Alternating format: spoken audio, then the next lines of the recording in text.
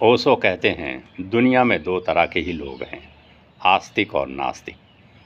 मगर आस्तिक मैं उनको कहता हूँ जिनकी जीवनचर्या प्रमाण देती है कि वे आस्तिक हैं, जिनकी जीवनचर्या ही जिनकी श्रद्धा की सूचक है। इसीलिए मेरा जोर जानने पे है, मानने पर नहीं। तुम भगवान पर इतना कम भरोसा करते हो, इसीलिए मान लेते हो, क्योंकि तुम जानते हो अगर जानने गए शायद मिले ना मिले तो मान ही लो। मान लेने में ही सार है, तुम्हें बहुत भरोसा ही नहीं है। मैं तुमसे कहता हूँ जानो, क्योंकि डर की कोई बात नहीं है। परमात्मा है, तुम्हारे जानने से मिट नहीं जाएगा, और तुम्हारे मानने से अगर ना होता तो हो भी नहीं जाएगा। जो नहीं है नहीं होगा, कितना भी मानो, और जो है वह रहेगा।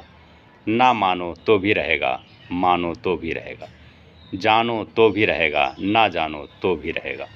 तुम्हारे जानने, मानने, ना मानने, ना जानने से कोई अंतर नहीं पड़ता। अस्तित्व में परमात्मा है।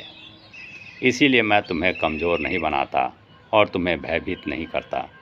मैं तुमसे यह नहीं कहता कि अगर तुमने विश्वास खोया तो तुम भटक जाओगे। नहीं, मैं तुमसे कहता हूँ विश्वास के कारण तुम भटके हो। ऐसा हुआ, एक घटना मैंने सुनी है। अमेरिका में राष्ट्रपति कैनेडी के भाई की हत्या की गई। कैनेडी के बाद सीनेटर रॉबर्ट कैनेडी की हत्या की गई।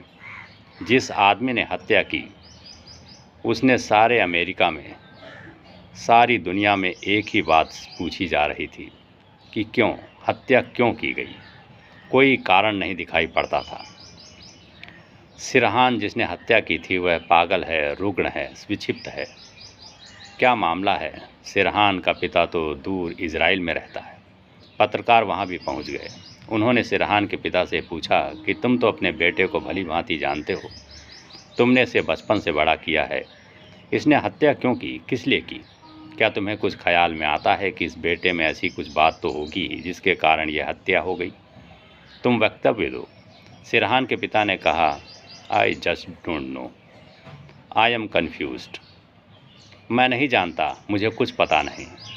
मैं तो खुद बड़े भ्रम में पड़ा हुआ हूँ। मैं नहीं जानता, मैं बहुत चिंतित हूँ। मेरी तो समझ में भी नहीं आता। मेरा तो हृदय ही टूट गया है। मैंने तो अपने बच्चे को ईश्वर से डरना सिखाया था, और यह मेरा बेटा ऐसा कर सका। मैं खुद ही यह पूछना चाहता हूँ कि ऐसा उसने क्यों किया।